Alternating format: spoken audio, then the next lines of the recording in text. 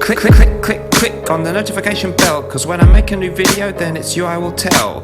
Hit the thumbs up and you'll give me a like. You can help my viewing figures to experience a spike. I'm not doing this for the fun of it, you know. Do you know how lucky you are to see the Mr. Smelly show? If you haven't subscribed, then I don't like your attitude. If you're watching this video, then you should show me some gratitude.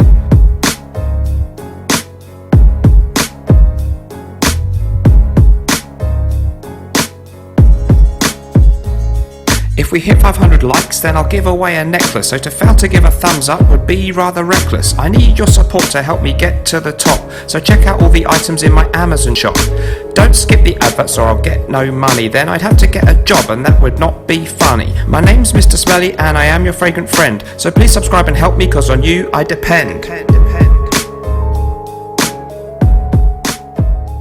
Hello everyone, welcome back to all of you in the Smelly Army. So today we're going to be having a look at some more fragrance samples from Fragrance Samples UK. These fragrances were sent to me free by Fragrance Samples UK in return for me pointing you in their direction. And the theme that we've chosen today is I want to talk about what I'm calling the top 5 hyped niche fragrances, or at least 5 that are in their new collection. They've got a new collection of about 20 or so new niche additions to their lineup that you can sample. I'm going to take what I thought were 5 I've always heard really good things about, so I'll call them the top 5 hyped fragrances, and give you a little mini review of each one. So they've sent me a sample kindly of each one. So Fragrance Samples UK have also given me a 10% discount, which applies to all the fragrances in this new niche fragrances collection on their website. Just to those fragrances, the 10% off.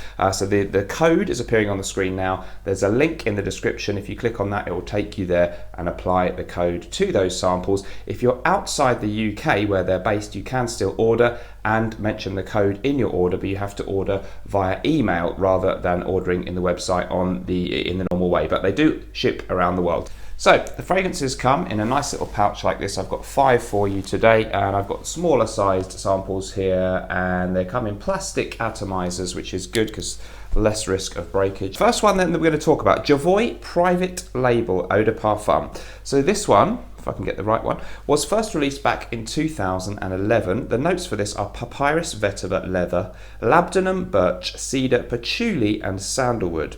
So I've sprayed them all on cards and I've tried them at least once on skin. Jovoy Private Label, a very grown up, woody and to me rather masculine scent.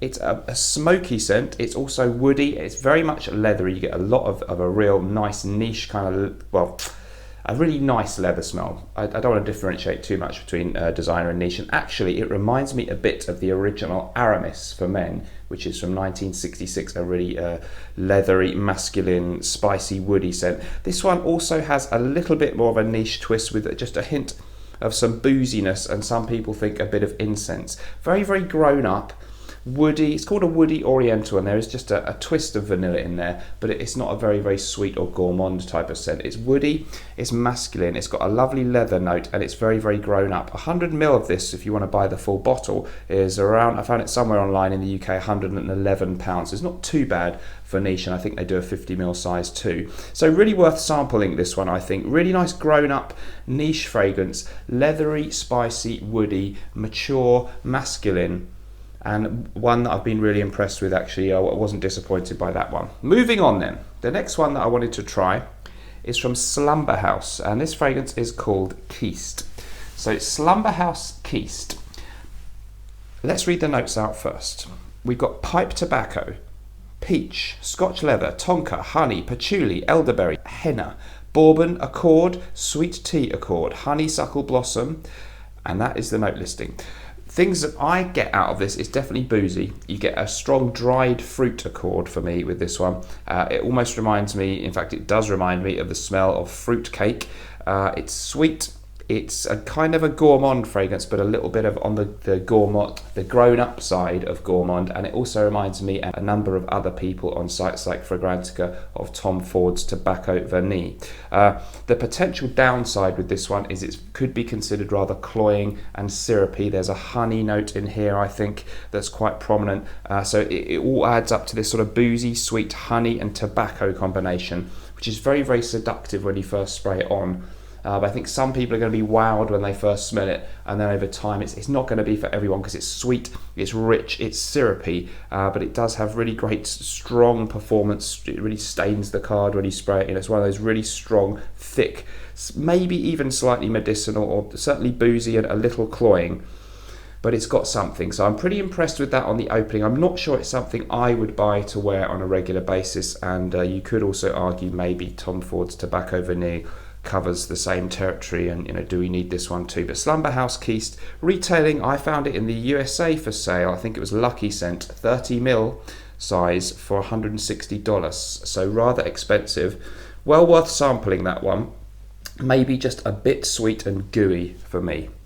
So moving on to another real hype train, and I'm really late to the party with this one, but I did mention it on Frag Chat with Claire from the Smurfy Girly channel months back. So the next one I wanted to mention is the infamous Pacific Rock Moss from Goldfield and Banks.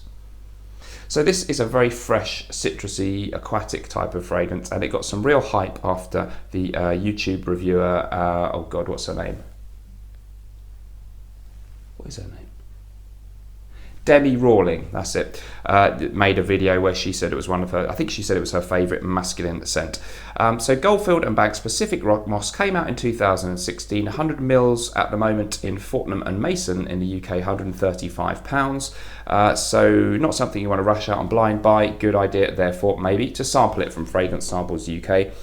Notes on this one: Australian coastal moss, lemon, sage, geranium and cedar. It's crisp, it's clean, it's fresh, it's rather aquatic, it smells very nice, high quality citrus notes, and it reminds me somewhat of things like Chanel's Allure Homme Sport. I got a little something that reminded me of Fico d'Amalfi from Acqua di Parma, and also perhaps there's a kind of a lemon verbena thing in here, reminded me a little bit maybe of Creed's Neroli Sauvage. It's terribly, terribly nice and fresh, citrusy, completely likeable. Of all the fragrances I'm mentioning in this video, if you gave them to an ordinary person with only a passing interest in fragrances, they smelled each card, I think the winner in votes by a long way might well be Pacific Rock Moss. Very crowd pleasing, fresh, unisex kind of smell, but it would be a good masculine scent for freshie, for work, for everyday use. But good date scent too. It's really, really pleasing, clean, and it smells of high quality citrus notes.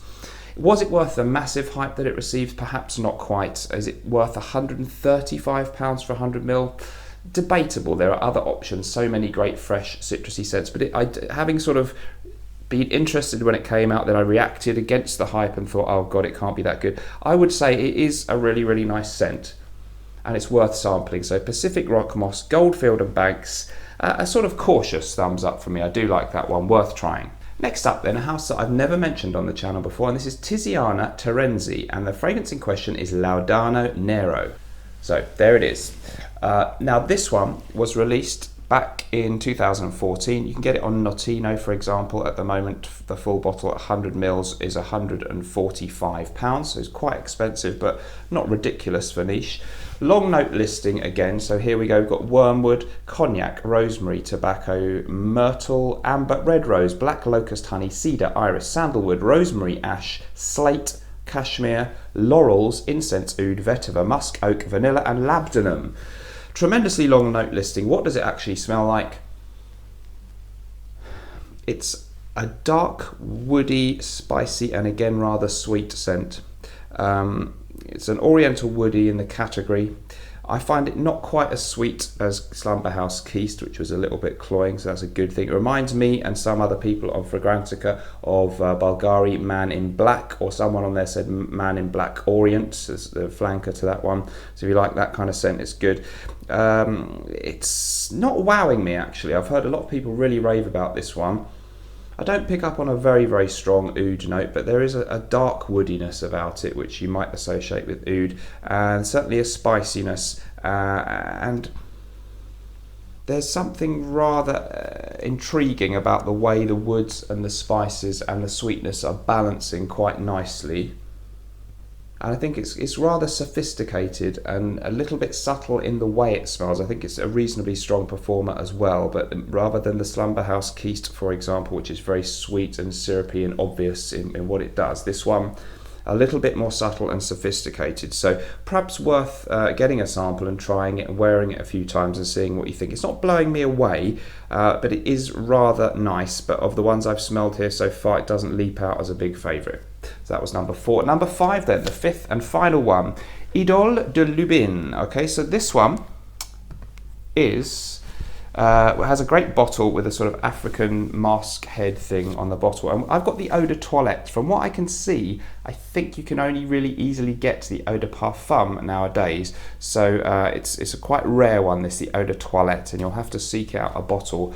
You know, have to be quite lucky or do some research to find a bottle, but you can sample it at Fragrance Samples UK. They are really good with having quite a few discontinued gems on the site actually, so if you're interested in old formulas of things, discontinued fragrances, that's one of the few places where you can easily pick up a sample of those kind of things. This one then I guess falls into that category now, so Itall de Nuit, Eau de Toilette, often compared to Bentley for Men Intense, maybe the niche version of that.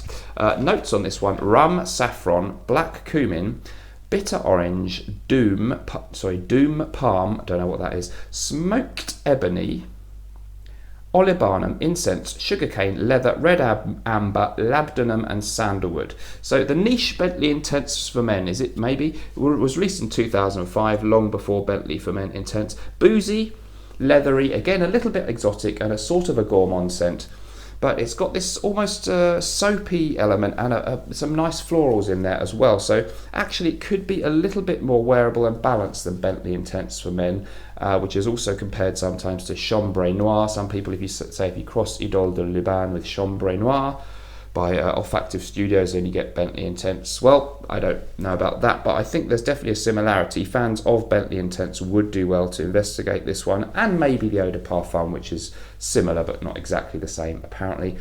Very, very nice.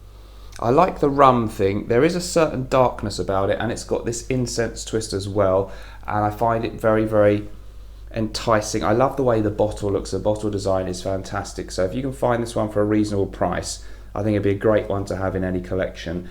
Maybe if you've got Bentley for Men Intense, you may feel that you don't need this one. Of course, that would be much easier to find and cheaper. So all really interesting good scents. Check out the new collection then on Fragrance Samples UK. They've revamped the presentation on their website too. Looks really great now, so worth revisiting that one. Really good, as I've always said, for Creed decants, that kind of stuff. You want a 10ml of some of the different Creeds. You can have a little mini Creed collection without spending masses of money, that kind of thing. Sampling is a very sensible thing to do. Don't waste money on blind buys. This hobby can be very impulsive. Sampling fragrances is a good way to get around that and be a bit more sensible in sampling stuff and only buying the ones you really love. For me then, if I had to vote for a favourite, I'll be really kind of boring and obvious and say that Pacific Rock Moss is a real brilliant crowd pleaser, and I'd have to probably opt for the first one, Javoy Private Label, as a classy, sophisticated, masculine, slightly old school smelling scent that I would like to have in my collection. So let me know if you've tried any of these fragrances. What do you think of them?